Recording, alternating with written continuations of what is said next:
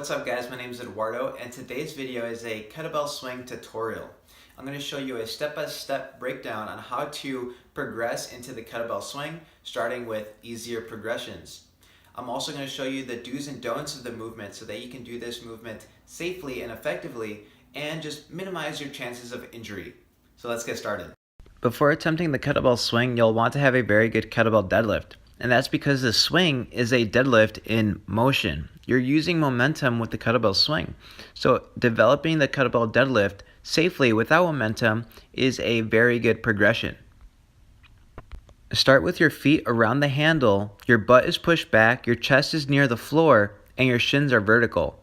From here, you're going to push off of your heels and into the standing position. You're going to lock your knees, squeeze your stomach, squeeze your butt, and then swim the kettlebell back in between your feet. Let's call this bent over position, position A, and when you're standing, position B. Those are the only two positions in the deadlift.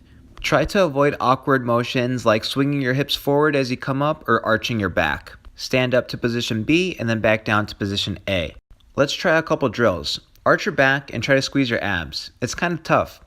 Then let's do the same thing bent over, but squeeze your butt. It's kind of impossible. You can get a little contraction, but it's not really optimal. So let's avoid these positions in your deadlift.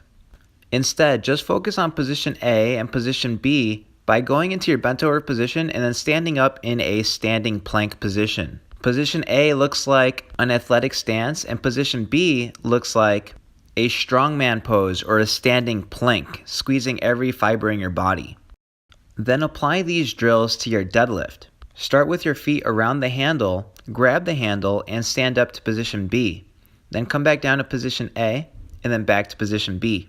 You'll notice that there is no in-between in this motion. Your knees are bent in the bottom, and then they're straight when you're standing. When you feel that you have that motion down, just practice position A, and hike the kettlebell back like a football center. And hike the kettlebell back until your forearms touch the inside of your thighs. Start with the kettlebell about 6 inches to a foot in front of you. Hike the kettlebell with straight arms. And make sure that your forearms touch the inside of your thighs. And now we can introduce momentum. So as soon as you hike the kettlebell, just let the kettlebell float. You'll notice that you don't have to pull it forward, it just naturally goes forward. Then pull it back till your forearms touch the inside of your thighs, and then just let it float forward as you pull it backward. And get comfortable just staying in position A.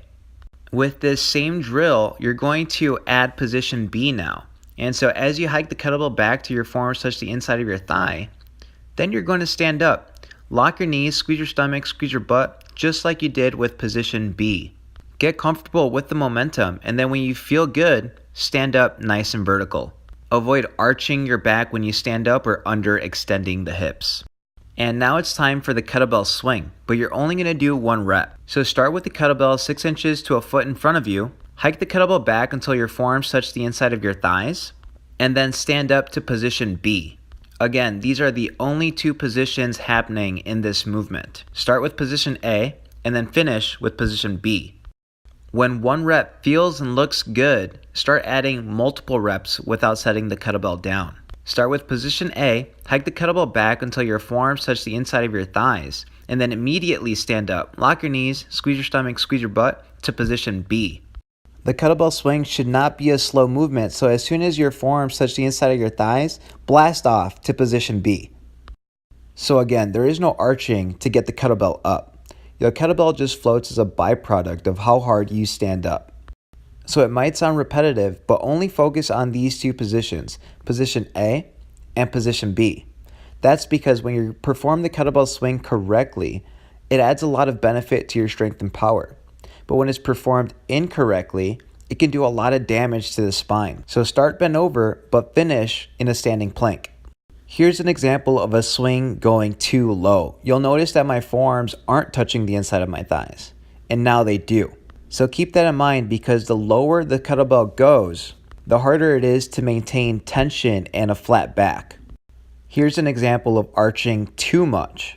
Avoid this too because a lot of repetition performing this kind of swing can add strain to the lower back. Don't try to force the kettlebell coming up. Just let it come up as a byproduct of how hard you stand up.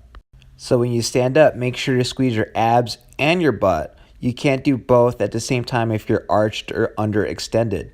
So make sure you stand up vertically for optimal safety, strength, and power. This is what we call the hardstyle kettlebell swing.